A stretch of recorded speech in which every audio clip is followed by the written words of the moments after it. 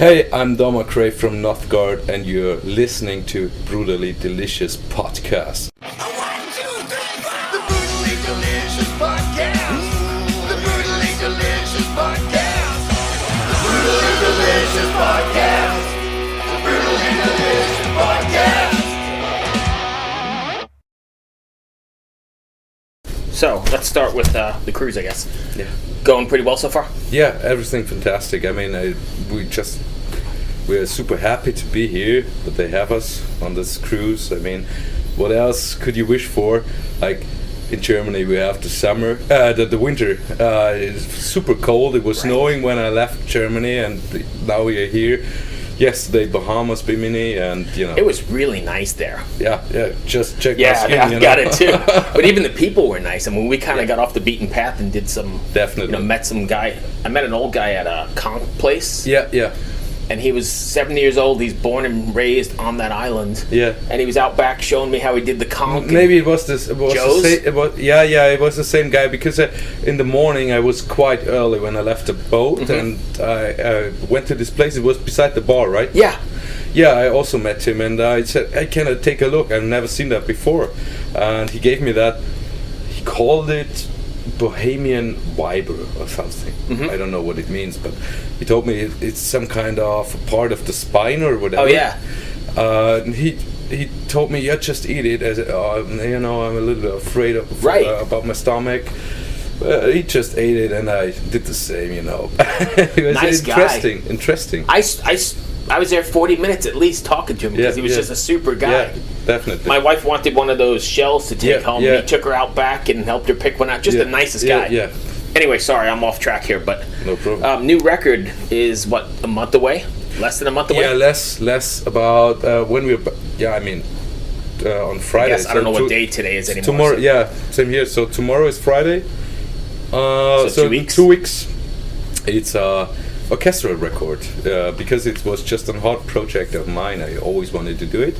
Wanted to work with some great people. Wanted to create an organic, realistic sounding orchestra stuff, and so I decided to, just recompose our first album, because I didn't want to do a regular re-release. Right. Because How did that process go? Was it difficult to change? Because some of it's really extreme, right? Yeah, I mean, Nothgard always had that symphonic elements and orchestral elements, but this was a little bit tough for sure, because when you have a metal song and you need to completely rearrange it, it's not like you can pick every line or every note of the metal song into a real symphonic orchestra, because this is what I just meant. Like, you don't just take the guitar notes and transfer it to violin, to the first violin, second violin.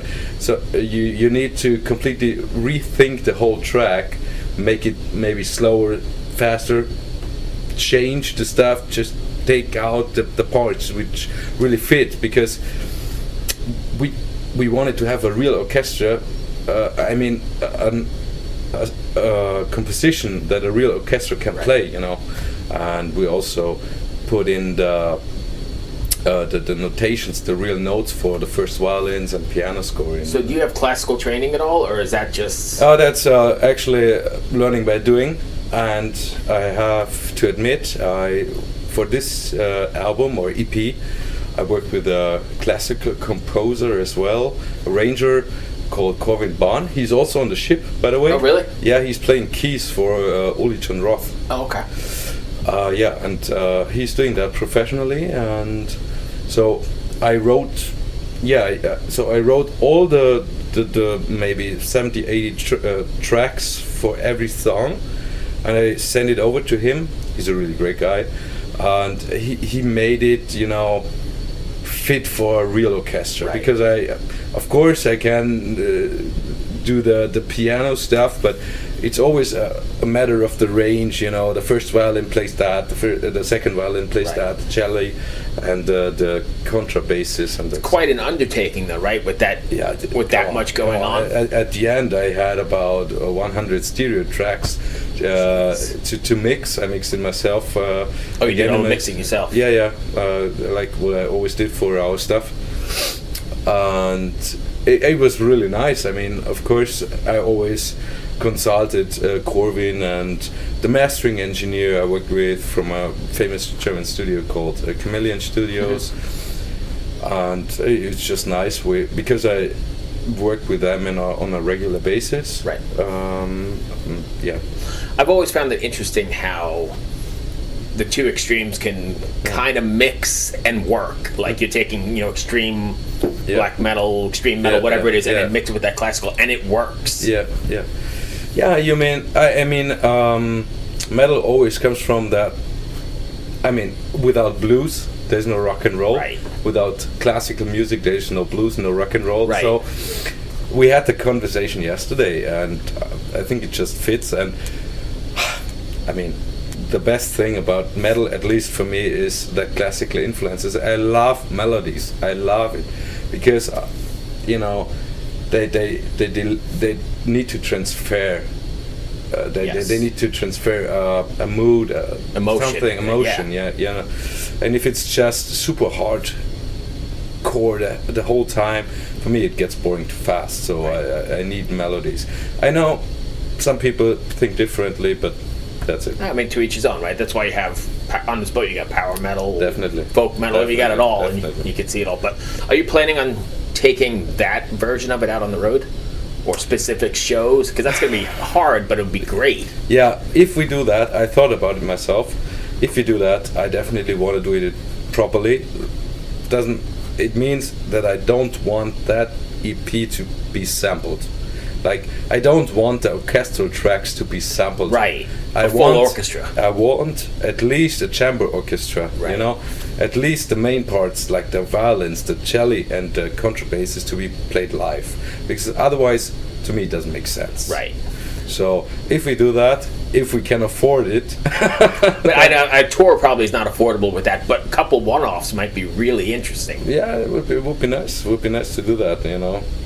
Yeah, hopefully. So you guys have been at this since 2009-ish, I guess? Yep. That's quite a long time. Yeah. You ever imagine you'd still be doing it and be relevant? Yeah, of course. Always thinking about that. Yeah. It's always a struggle.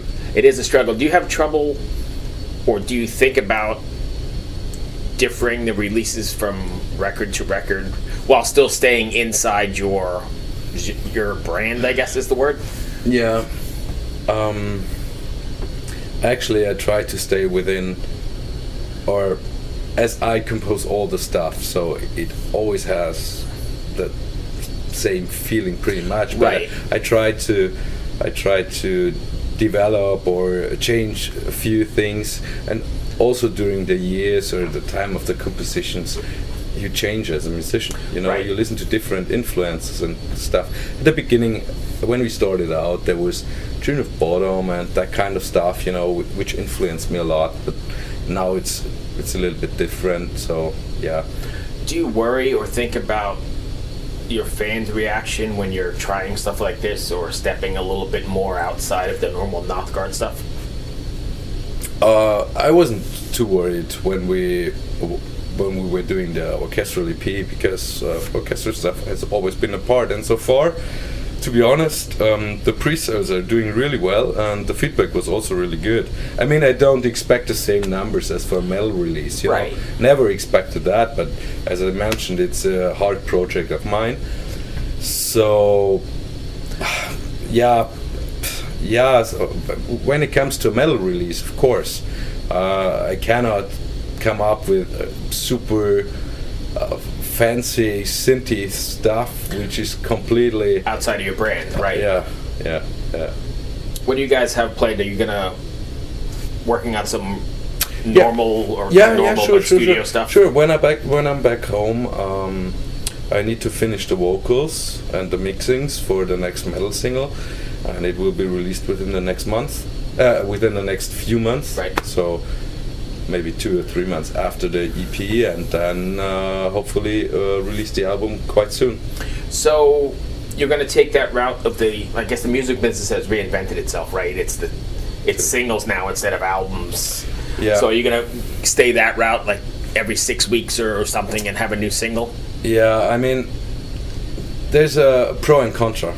Like Yes. when you release the singles, you know, you can stay present with the Right. singles. An album always takes longer, but nowadays, unfortunately, you always need to release a music video with a single. Otherwise, Yes. it doesn't get any attention, you know. And it's really cost intensive. Yes. Because you don't earn that much money as a metal band with a digital release. Right. You just And a free YouTube video. yeah, for YouTube video.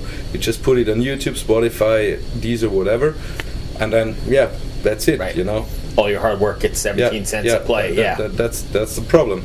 When you have a physical release, at least you get some income from productions and that kind of stuff.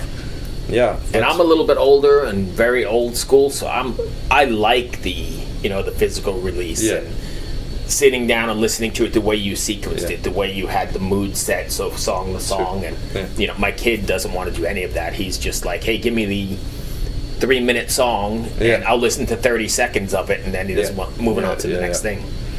It's Struggle. frustrating sometimes, you know, but I think we need to adjust.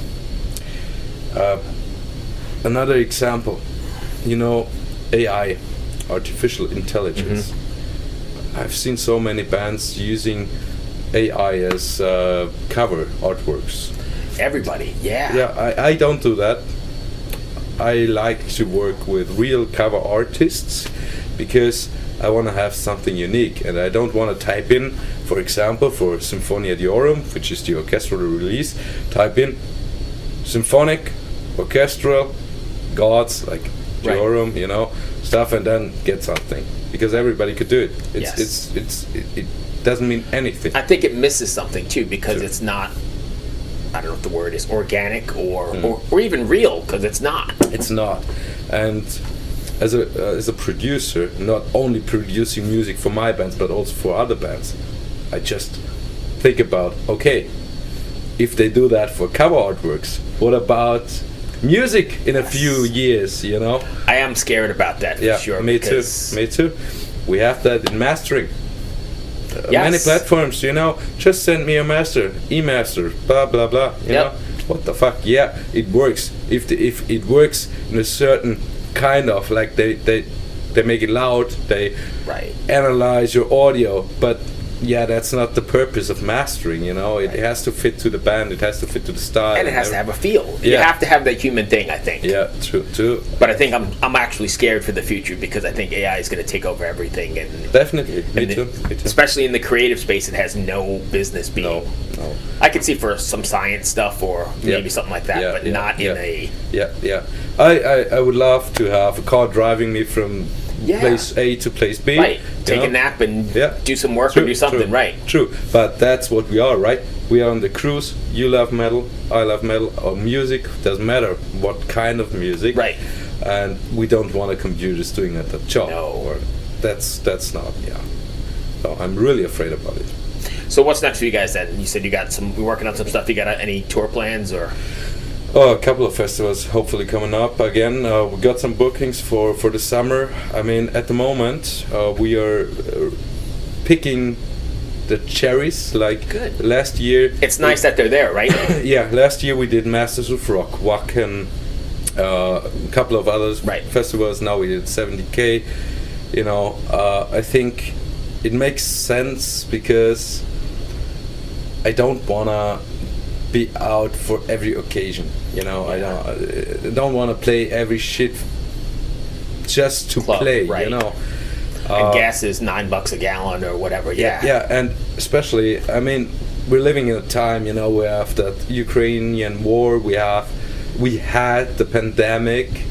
I mean, things got worse. Things got more expensive. Now when I'm that kind of a guy. When I play a show, or when we play a show with the band, I want to have my own sound FOH engineer. I want to have my lighting engineer. Also here on the cruise we had it, but we shared it with Feuerschwanz, the band. You know? But I really love to have it because I don't want to deliver a super shitty show. Right, and have some house guy doing. Yeah, but not that he's bad, but he's not a Nothgard guy. Yeah, he doesn't know the songs. How should he? You know. But the thing is, if you don't come from the same city, you need to. The people need to drive to the they need to drive to the venue. They need to fly in or whatever, and it's super cost intensive, Yeah. you know. And during the last few years, it's almost impossible Yeah. to bring a crew. I don't know if you saw it, but even Anthrax, you see they canceled their European tour? Yeah. Saw it. Crazy. Yeah. And if big bands like that are having trouble, then Yeah. Just imagine the nightliners. Like Yeah. they almost doubled their prices. and then the gas, yeah. That's crazy. That's a huge problem, I think. So, post-pandemic, did you have any trouble or any nervousness or hesitation to get back out there and play? Due to the pandemic? Yeah. Afterwards? No, not really. I mean, I don't really mind. I never had COVID. Never had it. Good for you. Hopefully it stays the same. Yeah. But, you know, I'm vaccinated Right. 4 times. But I mean, so. were you ever worried about, like, after that break, going back out and playing after so long? No. I was really happy to do it. Yeah. It was fantastic. I mean, the first show we did it during the pandemic, and I think it was 2021. Like a live stream? No, real festival. Everybody with masks. No. Oh. Only backstage, and then we played the shows, but it was really strange. It was in Austria, huge festival with a great lineup. I think Dark Tranquility and many other bands played there. It was super strange because, you know, in Germany the rules were pretty strict, and we traveled to Austria, which is the neighbor country. And it was super easy going. Oh, nice. And it was like, okay, everybody's talking without a mask, you know, what the fuck is going on? And Weird. We're actually playing a show. We are actually moving in we're walking. 2 minutes. We're in the middle of hundreds of thousands of people there. It was Like normal life. Yeah, normal life. But we forgot about normal life during Yeah. the last few years. We sure did. It's super strange. I don't think it hit me until this. Like, Yeah. I've been to a couple little shows here and there, but this is amazing. Like, Yeah. just everybody out and Yeah, absolutely. And it feels good. It feels like life. before. Like Yes. life, and like it should be. Yes, I agree. Because sitting at home, not able to do anything, you know, it's not Good. Not Physically, mentally, nothing at all. Absolutely, and it makes us humans sick. You know? Yeah. Absolutely. Well, that's all I've got. That was my time before. Thank you, my friend. I hope that wasn't too bad. No, it was fantastic. I liked Ever wonder what a punch from Elton John feels like? Or how you'd cope with having turned down the chance to be in Nirvana? Or what signal Keith Richards gives when he wants you to get the hell out of his hotel room? Fans of Too Much Effing Perspective don't have to wonder, because they've heard these exact stories and a jillion others on our podcast. I'm Alex Hoffman, former tour manager for Radiohead. And I'm musician and comedy writer Alan Keller. On the TMEP show, we get guests like Nancy Wilson from Heart, Jeremiah Freites from the Lumineers, and Modern Family's Julie Bowen to tell us things they may have only shared with their therapist, clergy, or a TMZ stringer. So join us on Too Much Effing Perspective. That's EFFING Perspective. The only podcast you crank up to 11.